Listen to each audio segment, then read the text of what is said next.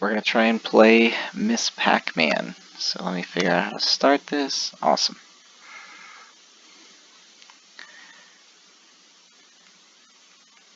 So this game is very similar to the original Pac-Man, and it's got all the same controls and still has the same little ghost guys that you have to chase after. Wow.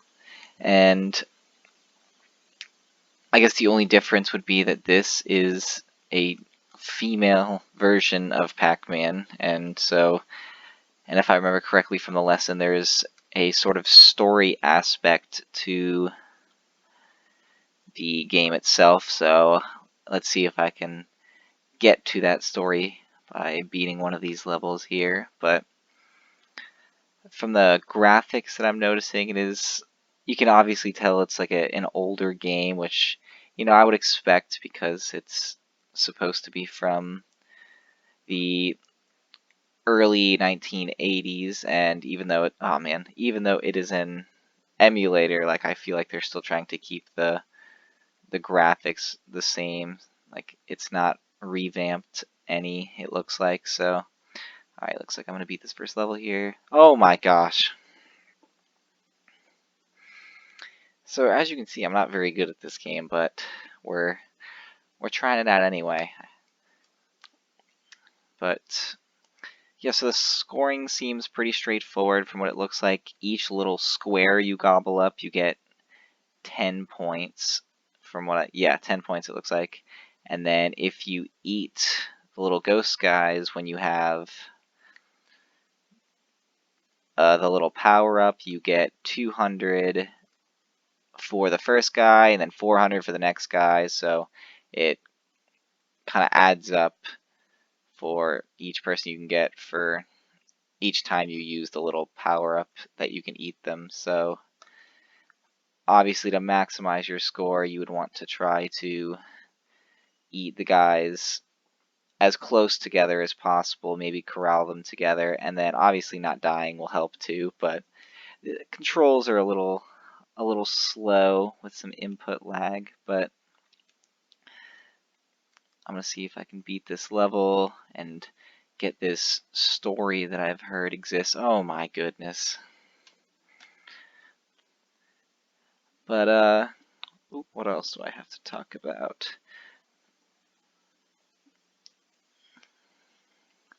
Oh gosh. So I can definitely see why there's an appeal to this game, because it's still obviously being played, and like, even though I haven't played Miss Pac-Man and Pac-Man very much throughout my life, I've at least heard of them before. Like, I knew they existed, which is why I chose them, because like I was familiar with the concept, and I'm enjoying playing it right now. Like, it's a little quote unquote low tech for the games that I'm used to playing. Oh my gosh, go up. But yeah, it's still definitely very enjoyable. So there's an appeal to it, and like there's a simplicity to it. Like, even though it is challenging, like obviously I'm not doing super well, but like the base concept is the same. So there's a lot of room for skilled players to progress, and even if you're not a skilled player, just to get yourself a quick game and enjoy yourself. Oh, looks like I might be able to. Oh, come on. Yes. Ooh, change colors. Okay, so it looks like the board expanded a little bit, but see what we can do here. Hopefully we can get through this, because I want to see what this story... Oh gosh! Get him. Get him.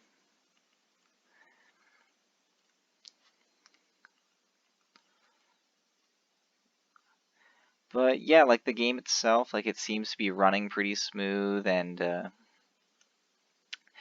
fairly simple concept, and the scoring is pretty straightforward. Like, and it tells you each time that you earn points, how many points you earn. So definitely makes it easy, and you can see your points the whole time, so it's not like you have to do any guesswork. And the high score being up on the screen definitely adds like a certain amount of incentive to me to hey, like I want to try and get that high score. So that's what I'm hoping. Oh gosh, hoping to do here. But come on, come on. See if I can pull this off. Oh no. Yeah, it's almost frustrating because the game seems so simple, yet like I'm still pretty bad at it, but you know, it's enjoyable. Okay, this must be the story that I've heard about. For some reason I couldn't get the sound to work on my game, but I'm trying my best here. Oh gosh. So it seems every time you beat a level, the board kind of expands and like almost changes in complexity and the amount of turns that there are. Oh no, come on, get up there.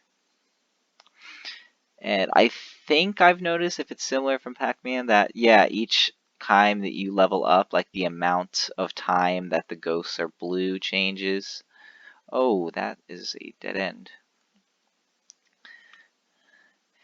And the fruit, I know, gives you extra points as well, so that's one way to try and maximize your score. Excuse me, had hiccups. Oh, another one. All right, come on. We're getting in the groove now. Oh gosh, these guys are quick. Oh gosh, go up.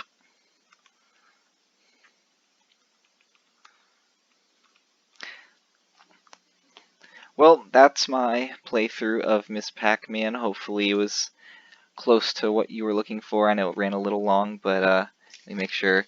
Talked about how the graphics look similar, but it could be altered slightly due to it being played on a laptop now instead of like a classic arcade style.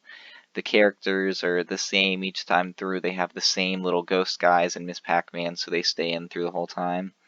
And the scenario, it's a sort of maze game and very similar to obviously the original Pac-Man. The scoring is very straightforward, and I would say my reflection on this would be it was a very well-made game for its time in the sense that it accomplished what it set out to do. It was enjoyable, it's fast-paced and easily like compared to between friends, so there adds like a competitive aspect to it. Like even like right on the home screen it shows the high score and it shows what you just got, so it really makes you want to do better. So that was my assignment. Thank you for listening.